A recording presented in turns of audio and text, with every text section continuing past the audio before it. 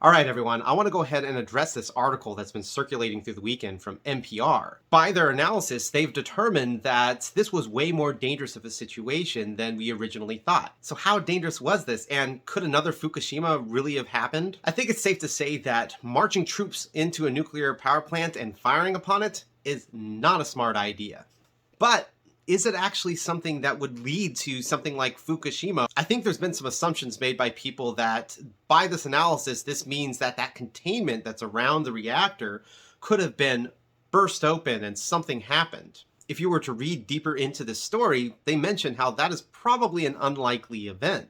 The reason why is because these containments are extremely well reinforced. The walls themselves are over a meter thick of steel reinforced concrete. They've tested these containments against all sorts of missile hazards, including a fully loaded jet slamming right into it. One of the things that this article is trying to say is that the power could have been disabled to the plant systems and a meltdown such as what happened in Fukushima could have happened. Now, I can't say that Fukushima would have been impossible, but it would have been very unlikely. You should remember that Fukushima was hit by a 40-foot wall of water that completely disabled all of its power systems. In order for a Fukushima-level event to have happened at Zaporizhzhia nuclear power plant, many systems would have had to have been knocked out. It would have almost had to have been deliberate. Before it's even possible to lose this cooling to the reactor, you need to lose all external power. That means these large switchgear yards would have had to have been destroyed in order to lose all power to the plant.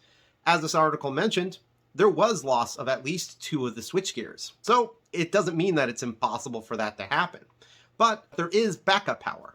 Each of these nuclear power plants has 3 diesel generator backups. Each one of these generators has 72 hours worth of fuel. This means you have a combination of 3 times 72 hours, which makes up 9 days of backup power. So let's say that all of the switchgears and all of the diesel generators on that site got demolished. There's always backups to backups. In this case, you would resort to natural circulation.